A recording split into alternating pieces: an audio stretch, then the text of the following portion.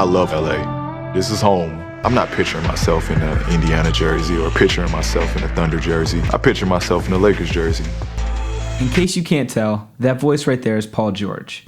And that clip was released just before he had the option to sign with any team in the league.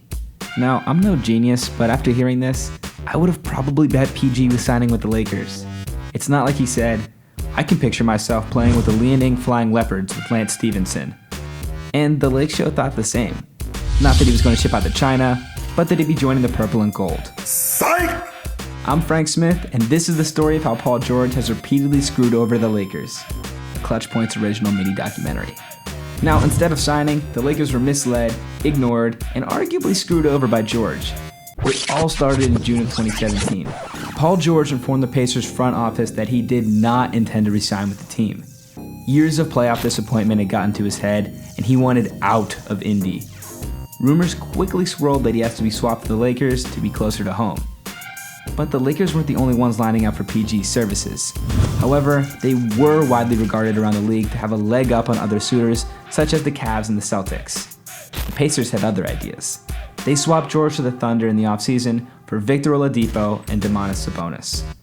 The Lakers fan base was disappointed at the time, but hopeful. The general thought process was George to OKC was a rental, and this would actually be a giant W in the long run, as they wouldn't have to trade assets to sign him as a free agent. Adding insult to the PG-13 injury, the Lakers were investigated that August for talking behind closed doors to a player they didn't even get, aka the infamous and common tampering charge.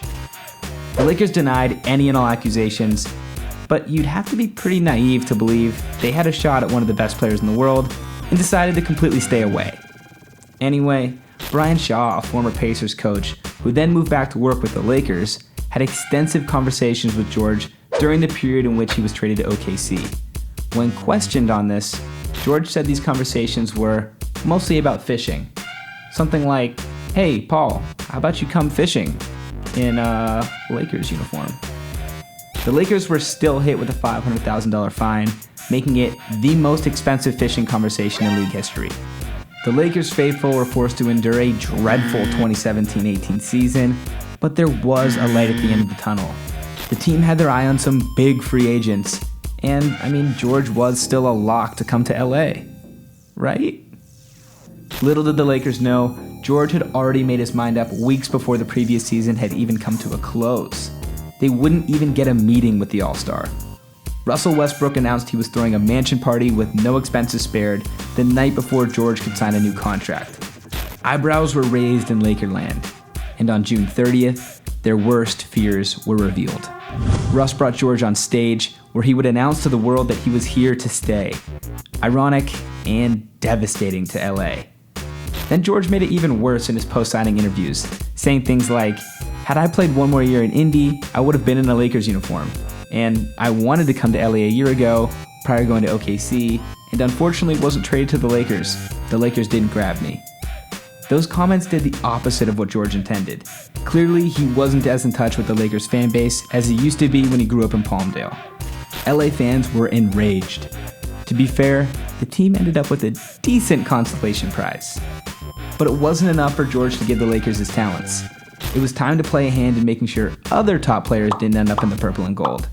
Fast forward to the 2019 offseason. The Raptors were coming off a championship, but their best player is a free agent. And now, ladies and gentlemen, that we are halfway through the evening. Teams began an arms race to employ Kawhi Leonard. And whenever there is an arms race, the Lakers are there. The perfect weapon of the modern age. A few weeks into pitching the claw, it was reported Leonard had narrowed his teams down to the Clippers, Lakers, and Raptors. The media persisted that the Clips looked like a long shot. Lakers fans were salivating at pairing two of the best small forwards of their generation and Anthony Davis in Staples Center. Things were all sunshine and rainbows in La La Land. Kinda. The world ain't all sunshine and rainbows. Well, Leonard did end up in Staples Center, but not exactly how the fan base envisioned. The 2019 Finals MVP was sold on coming to Steve Ballmer's franchise, but only if one important trade occurred. Without Paul George, Kawhi Leonard would not be a Clipper. George, who the previous year had just claimed he was committed to OKC, demanded a trade to his hometown, and received it when the Clippers shipped an unprecedented 5 first-round picks over to Oklahoma City. Side note, this is not a hit piece on George. Franchises back down for promises just like players do. Look at Blake Griffin in the very same franchise George committed to. The team likened him to revolutionary icons and symbolically raised his jersey to the rafters, then shipped him out to Detroit. The business of the NBA can be cutthroat.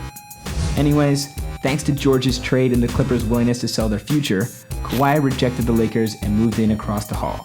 For the second time, the hometown kid had shattered his team's heart. On the other hand, George has an adoring LA fan base, even if it might not be as loud or as prominent as the Lakers.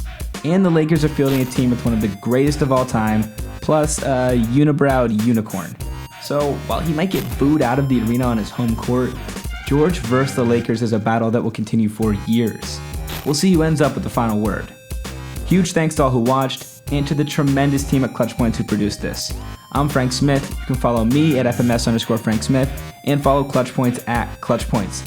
Another side note, if you're not subscribing to us on YouTube, you're missing out. All of our best content is here. If you love our pages on IG and Facebook, I can guarantee you'll love the YouTube channel. In the comments on this one, tag me and tell me which LA team is finishing with a better record this season. Until next time.